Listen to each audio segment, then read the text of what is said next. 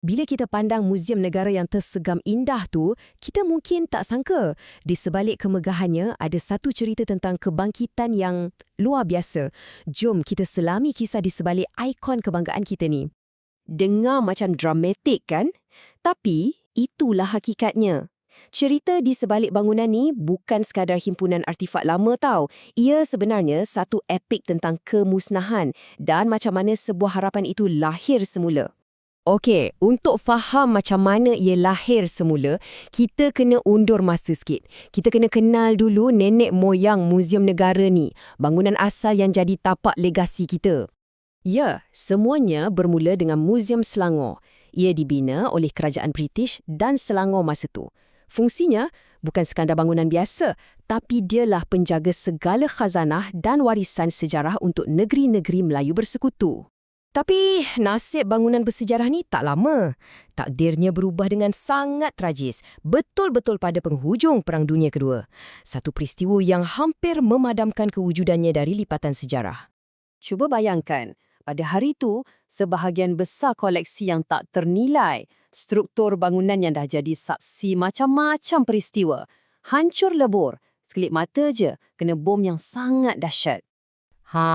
Dan kat sinilah ceritanya ada plot twist. Siapa yang bertanggungjawab? Bukan tentera Jepun. Puncanya, secara ironi, datang dari tentera bersekutu sendiri. Ini satu fakta yang ramai sangat orang tak tahu. Tapi, daripada tragedi dan abu kemusnahan inilah, satu idea baru mula muncul.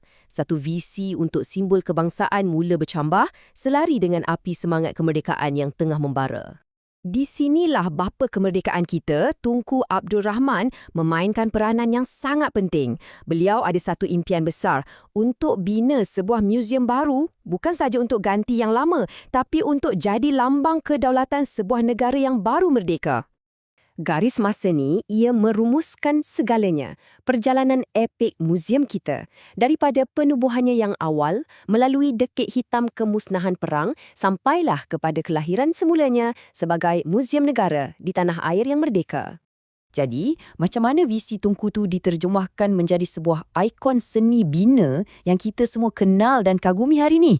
Jom kita tengok. Arkiteknya, Ho Kok Ho, memang seorang yang bijak. Dia gabungkan dua elemen, reka bentuk istana Melayu tradisional dengan sentuhan moden. Hasilnya, sebuah bangunan yang akarnya kuat pada tradisi, tapi wajahnya memandang ke arah masa depan. Kalau kita perhati betul-betul, perincian dia memang mengagumkan. Dua mural gergasi kat depan tu yang menceritakan sejarah kita dibuat daripada mozaik kaca yang diimport dari Itali tau. Malah, jubin kat dewan utamanya pula adalah simbol persahabatan, hadiah dari kerajaan Pakistan. Setiap sudut ada ceritanya. Dan tarikh perasmiannya, ini bukan kebetulan. Dipilih 31 Ogos 1963, sempena ulang tahun kemerdekaan kita yang ke-6. Ini satu mesej yang jelas. Muzium ini adalah sebahagian daripada jiwa dan raga negara kita. Hari ini, Muzium Negara bukan lagi sekadar bangunan. Ia adalah sebuah rumah yang hidup, yang tak pernah berhenti menyimpan dan menceritakan ribuan kisah tentang perjalanan kita sebagai sebuah negara. Bila anda masuk ke dalam, ada 4 galeri utama yang akan bawa anda kembara merentas masa dari zaman prasejarah ke zaman kegemilangan kerajaan Melayu melalui era penjajahan yang pahit sampailah ke hari pembentukan Malaysia yang kita cintai. Jangan lupa, khazanahnya bukan setakat kat dalam tau. Kat luar pun banyak benda menarik. Ada istana satu yang asli dari Terengganu, lokomotif wap lama yang penuh nostalgia, sampailah ke kereta Proton Saga pertama. Semua ni adalah cebisan penting dalam cerita negara kita. Inilah dia intipati kisah Muzium Negara. Perjalanannya dari sebuah tapak yang hancur musnah kepada sebuah mercu tanda kebanggaan.